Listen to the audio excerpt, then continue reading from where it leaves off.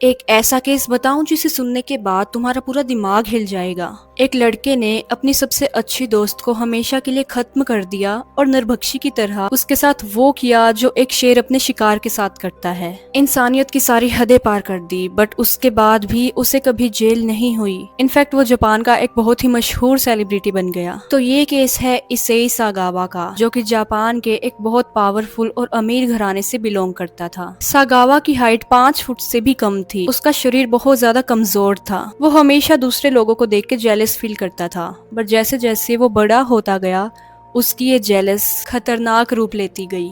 1977 में उसने फ्रांस के पेरिस शहर में एक बहुत बड़ी यूनिवर्सिटी में एडमिशन ले लिया और लिटरेचर की पढ़ाई करना स्टार्ट कर दिया। तो वहाँ पे उसकी मुलाकात हुई रेने नाम की एक बेहद ही खूबसूरत डच छात्रा से। रेने का स्वभाव काफी शांत था, वो सबकी हेल्प करती थी और हर चीज में परफेक्ट थी। अब सागावा ने रेने से धीरे धीरे अपनी दोस्ती बढ़ाई, कविताएं सीखने के बहाने, पढ़ाई के बहाने। बट बेचारी रेने को नहीं पता था कि सागावा के दिमाग में क्या शैतानी प्लानिंग चल रही है। तो वो रेने को अक्सर अपने अपार्टमेंट में बुलाता था, पढ़ाई के बहाने, खाना खाने के बहाने। तो 1981 में एक शाम उसने रेने को अपने घर पे डिनर के लिए और कविताएं पढ़ने के लिए इनवाइट किया। बेचारी रेने हमेशा की तरह उसकी मदद करने के लिए पहुंच गई। अब इस मौके का फायदा उठाते हुए सागावा ने रेने पे पीछे से हमला कर दिया और उसे हमेशा हमेशा के लिए खत्म कर दिया। इसके बाद जो उसने किया, उसने सबके रोंगटे खड़े कर दिए, इंसानियत की सारी हदें पार कर दी। अब आप सोच रहे होंगे कि उसने ऐसा क्या किया। मान लीजिए कि एक भूखे शेर के सामने एक मरा हुआ हिरन पड़ा है, तो वो उसके साथ क्या करेगा।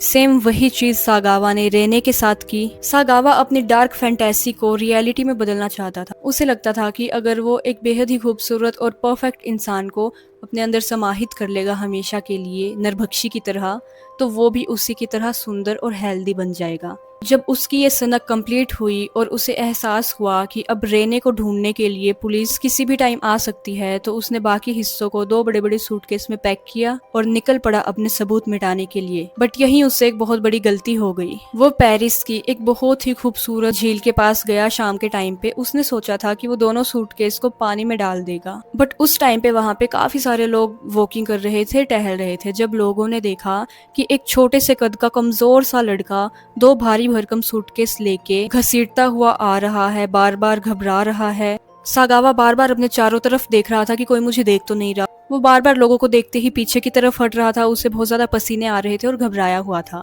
तो लोगों को शक होने लगा कि ये ऐसा बिहेव क्यों कर रहा है। जब 1-2 लोगों ने उसके पास जाके उसका बैग उठवाने में हेल्प करने की कोशिश की, तो सागावा एकदम बहुत ज्यादा डर गया। उसने उन सूटकेस को वहीं फेंका और भाग के एक टैक्सी पकड़ी और वो चला गया।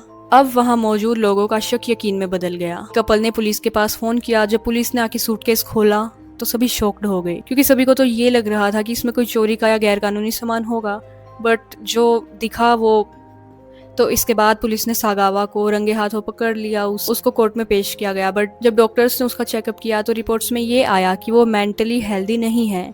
तो फ्रांस के कानून के अनुसार जब कोई इंसान पागल होता है या फिर मानसिक रूप से स्वस्थ नहीं होता, उसे जेल नहीं भेजा जा सकता। इसलिए पुलिस ने उसे मेंटल हॉस्पिटल भेज दिया। लेकिन 1984 में सागावा के पिता ने अपने अमीर होने का, अपनी पावर का फायदा उठाया। उन्होंने फ्रांस की गवर्नमेंट से मिन्नतें की कि हम इसका जापान में इलाज करवा लेंगे, आप प्लीज इसको जापान में ट्रांसफर कर दीजिए। तो पुलिस ने उनकी बात मान ली और सागावा को जापान में ट्रांसफर कर दिया। लेकिन जब जापान के डॉक्टर्स ने सागावा का टेस्ट किया तो डॉक्टर्स ने एकदम क्लियर कर दिया कि ये पागल नहीं है, ये एक बेहद ही चालाक साइकोपैथ इंसान है जिसने उस खतरनाक वारदात को अपने पूरे होशो हवास में अंजाम दिया था।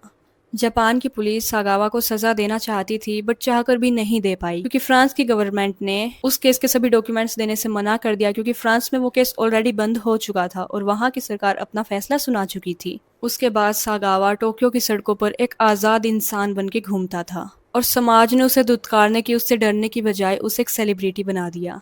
जापान के रियल शोज ने सागावा को एक गेस्ट की तरह इनवाइट करना स्टार्ट कर दिया अपनी टीआरपी बढ़ाने के लिए। आम लोग सागावा को देखते थे तो उसके ऑटोग्राफ लेते थे, उससे फोटो खिंचवाना चाहते थे, क्योंकि सबको लगता था कि ये दुनिया का सबसे अजीब इंसान है और हमने ऐसे इंसान को लाइव देख लिया। इसलिए लोग बहुत ज्यादा उत्सुक हो जाते थे और उससे डरते नहीं थे, क्योंकि सागावा दिखने में बहुत ज्यादा शांत, छोटी हाइट का और बहुत कमजोर इंसान लगता था।